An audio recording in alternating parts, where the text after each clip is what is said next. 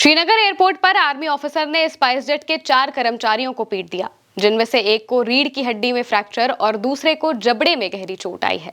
घटना का वीडियो भी सामने आया है। स्पाइसजेट ने आर्मी ऑफिसर पर एफआईआर दर्ज कराई है, बयान भी दिया है, लेकिन आर्मी ऑफिसर ने अपनी सफाई में जो कुछ भी बताया उस वजह से अब इंडियन आर्मी भी इस मामले में जांच कराने की बात कह चुकी है। पूरा मामला क्या है बताते हैं। दोस्तों, ये पूरी घटना 26 जुलाई की है, जिस बारे में स्पाइसजेट ने बयान 3 अगस्त को जारी किया। ऑफिसर, जिनकी पहचान लेफ्टिनेंट कर्नल के रूप में हुई है, वो गुलमर्ग के हाई एल्टीट्यूड वॉरफेयर स्कूल में तैनात हैं। पहले आपको बताते हैं कि स्पाइसजेट ने आरोप क्या लगाया है। स्पाइसजेट ने अपने आरोप में कहा कि 26 जुलाई 2025 को स्पाइसजेट की फ्लाइट SG386 श्रीनगर से दिल्ली के बोर्डिंग गेट पर सेना के अफसर ने 4 कर्मचारियों पर जानलेवा हमला किया। उनके पास 2 बैग थे और उनका वजन 16 किलोग्राम, जो कि 7 किलोग्राम की सीमा से दोगुना था। उनको एक्स्ट्रा वजन के लिए पैसे चुकाने के लिए कहा गया, तो वो बोर्डिंग किए बिना ही फ्लाइट में घुसने की कोशिश करने लगे। CISF अधिकारी ने उन्हें वापस गेट पर लाया। वापस गेट पर आते ही अफसर और आक्रामक हो गए। उन्होंने 4 ग्राउंड स्टाफ सदस्यों पर मुक्कों, लातों और स्टैंड से हमला कर दिया। एक कर्मचारी की रीढ़ की हड्डी और जबड़े में गंभीर चोटें आई हैं, जिससे वो बेहोश होकर गिर गया, लेकिन वो हमला करते रहे। दूसरे कर्मचारी को जबड़े पर जोरदार लात लगने से नाक और मुंह से खून बहने लगा। सभी घायलों को अस्पताल ले जाया गया, जहां वो इलाज के लिए भर्ती हैं। स्पाइसजेट ने इस हत्या जैसे हमले की निंदा करते हुए स्थानीय पुलिस में एफआईआर दर्ज कराई है। अधिकारी को नो फ्लाई लिस्ट में डालने का प्रोसेस भी शुरू कर दिया गया है। एयरलाइन ने बताया कि इस बारे में नागर विमानन मंत्रालय को सूचित कर दिया गया है और एयरपोर्ट अथॉरिटी से CCTV फुटेज लेकर पुलिस को सौंपे गए हैं।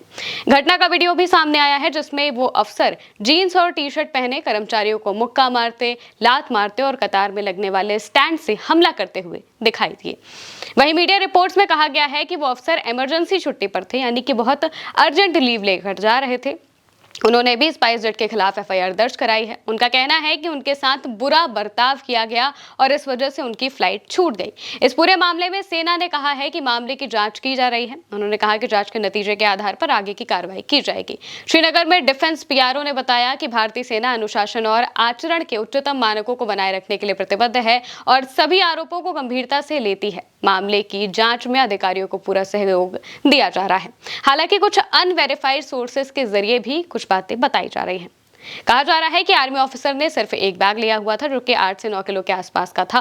वो इमरजेंसी और अर्जेंट लीव पर थे, लेकिन स्पाइसजेट के स्टाफ ने उनसे गुस्से में बात करना शुरू कर दिया। उन्हें जबरदस्ती रोक लिया गया और इतने में फ्लाइट तक जाने वाला रास्ता बंद हो गया।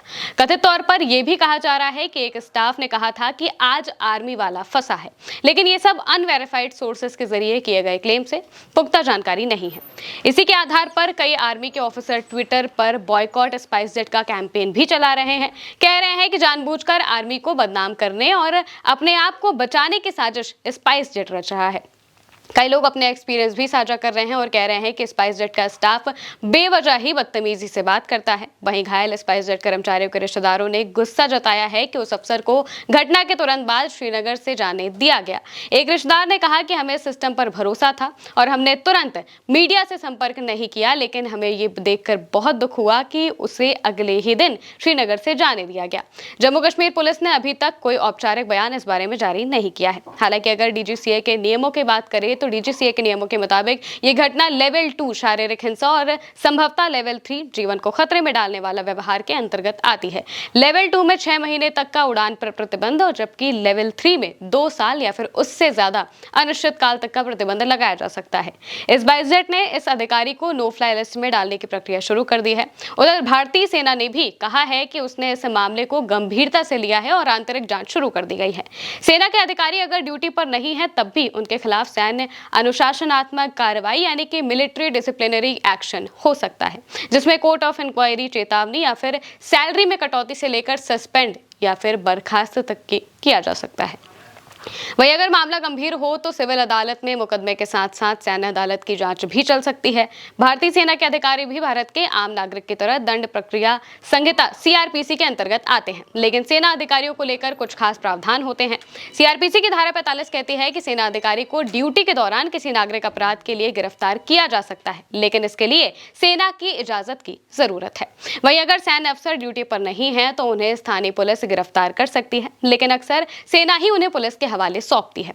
इस मामले में अगर अधिकारी सिविल ड्रेस में यात्री के रूप में थे तो उनकी गिरफ्तारी में कोई कानूनी अड़चन नहीं होनी चाहिए। श्रीनगर हवाई अड्डे पर हुए इस हिंसक घटना में सैन्य अफसर पर गंभीर आरोप लगे हैं, जिनमें गिरफ्तारी सहित उनके खिलाफ कई तरह की कार्रवाई हो सकती है। हालांकि 26 जुलाई की इस घटना को 8 से 9 दिन बीत चुके हैं और अब तक हुए एक्शन पर कोई आधिकारिक जानकारी सामने नहीं आई है। देखना होगा आगे क्या होता है।